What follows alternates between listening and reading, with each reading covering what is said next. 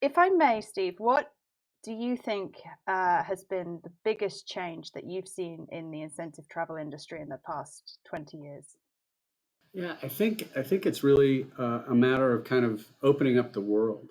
When I started again, that was a long, long time ago. There were parts of the world that, frankly, were undiscovered.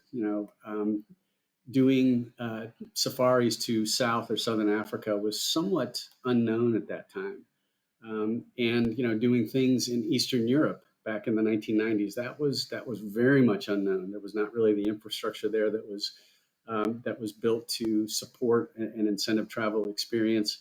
And some of the countries, frankly, back then were just closed. You really couldn't enter unless you were a citizen or part of the Eastern Bloc itself. So what I like is the fact that the world has opened up and it's welcomed our incentive travelers, and it's broadened the minds of everyone who's experienced those newer destinations. And frankly, it's changed the destinations themselves for the better. As you bring in new people to visit, they get to see parts of the world based on where the visitors are coming from, and frankly, I think that that's a good thing. I think we are all in this together, especially coming out of what we're coming out of with this pandemic, and the fact that incentive travel connects us that much more. That's just a great thing. So I look forward to seeing even more parts of the world open up to us, and the beneficial impact that it has on all the people that are part of our great industry. What in your mind has been the greatest contribution the Site Foundation has made to the industry, Steve? So, and I don't want this to sound self-serving, but because I was involved in sort of along with some incredible, incredible people, sort of refounding the Site International Foundation back, I think it was 2006 and 2007.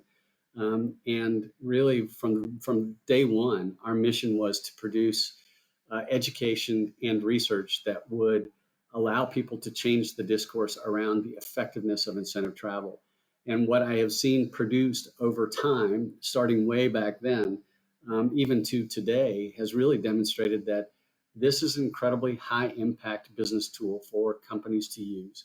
It literally does change the lives of the people who are fortunate enough to experience the things that we design and then execute.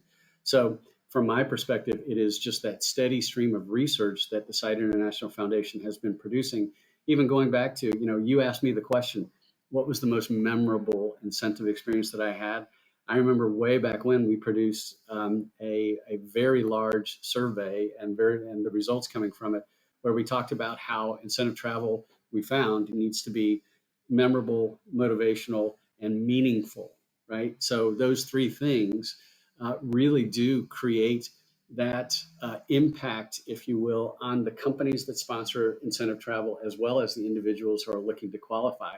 And that goes back to, gosh, that might have been '08, '09. In fact, it was really coming out of the downturn from the recession that we wanted to go out and look at the individual's perspective. And it provided us with some great information. And I think many, many companies were using the results of that survey to improve the performance of their programs and improve the performance of their people.